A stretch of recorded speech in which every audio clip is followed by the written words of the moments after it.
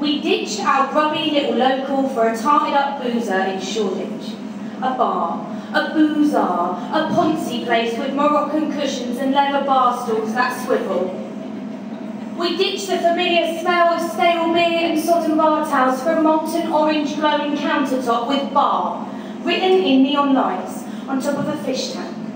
Home to 5 of the most miserable marine creatures I had perhaps ever seen. Poor, boozy barfish taking it all in.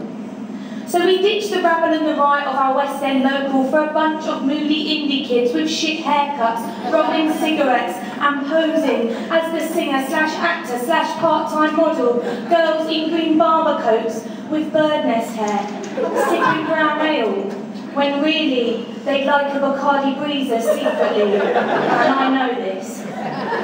And everyone's so worldly and fucked up and cool, and they love it here because it's retro, because it's old school. And they burn incense sticks, so you can barely taste your pint from sandalwood. And the girls look like boys, and the boys wear girls' jeans, and it's all very seen. So we ditched our plump, busty landlady who sweats under bright lights and breathes heavy as she pulls me a pint. We ditched her for an indie Cindy barman dressed in grandad-style knitwear, a dicky bow tie, and Topshop's finest pair of thick black glasses, too big for his face. You look a bit like Jarvis Cocker, mate, and those are not prescription lenses in those frames. No. He's mechanic and uncharming, looks around when I ask him, what's your cheapest pint, mate? He goes, well, because the thing is, actually, we only do, bottles of beer, and they're actually, £4. Thanks. So it's all very dark, and I take in the candlelit ambiance with random objects like a mannequin and a moose head wearing a top hat and lampshades like my nan had, drinking beer in a bar with no atmosphere, and I look over at the DJ, and he's dropping beats behind the smallest DJ booth I have ever seen.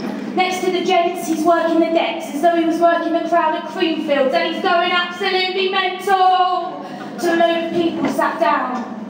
So I begin to miss the local pub's jukebox mix of funk, of punk, of folk, the occasional Irish, the local sing-song, the battered carpet, and I ditched it for Shoreditch.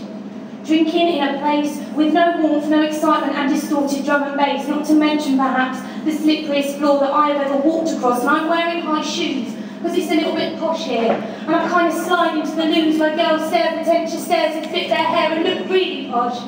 And that's when we go and do some shots with indie boy Jarvis, who's still 100% deadpan. But he doesn't tell us his life story like the old bloke in our local. And I could spend a year here trying to meet an old friend or create something humble, but we leave because it's shit.